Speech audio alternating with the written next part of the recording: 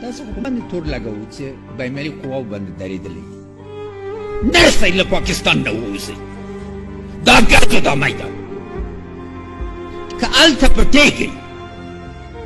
خو دا څه رقم تعلقات تورخم به یې څه تاړه کابل کې به داسې لړزې راتلې اوس که موږ تورخم وتړو په اسلام آباد کې به لړزې راځي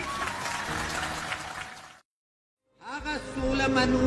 چې د افغانستان عزت پکې او دا بیرغ به رپېږي دا بیرغ نه بدلېږي دا د افغانستان ملي بیرغ ده دا د افغانستان ملي ویاړ ده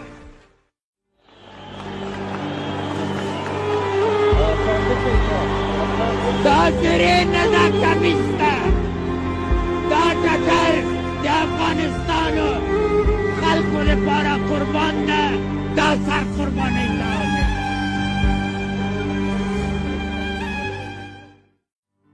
زه آبادي دپاره پیدا سوی خپله مې خو یو دوه واسکټه لرم یو څو تنې کمیس پرتوګه ما د خدای جل شانه هر شی ورکړي وو چا چې نه دي لیدلي بیا د دنیا پسې ګرځي زه نوم و عاقبت پسې ګرځم زه غواړم چې وخت چې خدای جل شانه ته لاړ سم اعمال د حسنه مې نیر منکر مقابل کې ودرېږي نه پیسې و دا مې چې پرېږي قسم ورکړي چې څو ته یې ویلي دي چې هر بل څوک منو اشرف غني نه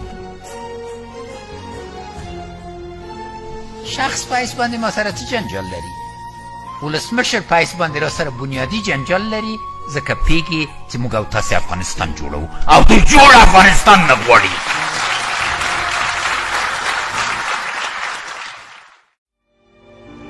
شپږ میاشتې تاسې ودرېږئ بیا د قسم په خدای که تاسې هره کورنۍ مې آباد نه کړل او دا وطن مې د تاسې نه کړ بیا مې لاس او تاسو خیال کولی شئ څوک ما مجبورولی شي چې اساسي قانون باندې زما مله وکړم سر مې د قربان د دې وطن بېننګې نه منم زه درته معلوم یم اویا کلن یم بار بار مرګونه مې لیدلي دي څومره بمونه یې راته کېنولي دي څومره راکټونه یې راباندې ویستي دي زه خدای جل شانه ما ساتي او تاسې مې ساتئ درته معلومه سوې نه وه مخکې چې راکټونه ما باندې اثر نه کوي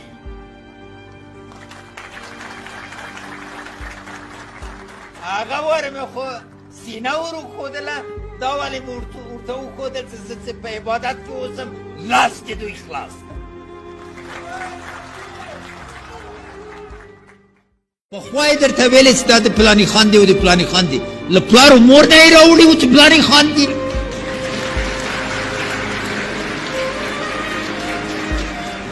دا ګور ته به څومره ځمکه ویسي سړی څو روپۍ به ګور ته ویسي غیر له اعمال صالحه نه ګور ته څه در سره ځي او ما ژمنه در سره څه وه د ابوبکر صدیق خطبه وه چې له همدې جنه مې درک کړله چې و خدای جل شانه دا قوت راکړه چې هغه چې ځان ته زورواک وایي اوږه یې درته ټیټه کړم او هغه چې ځان ته فقیر وایي جګې کړم او دا وری که خدای کول عمري او علوي عدالت به ګورئ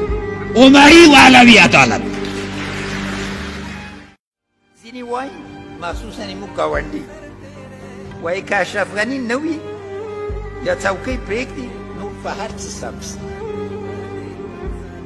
او سوله به راسي زما پوښتنه او د میلیونونو افغانانو پوښتنه دا ده زما ځای ناستی به څوک وي او په څه ډول به تکرار میگه اشرف غنی نباشه باز نگاهش کلمات دیگر میگن میگه که سر اشرف غنی را کار داریم از همین مغز ما قدر میترسیم که سر ما کار داریم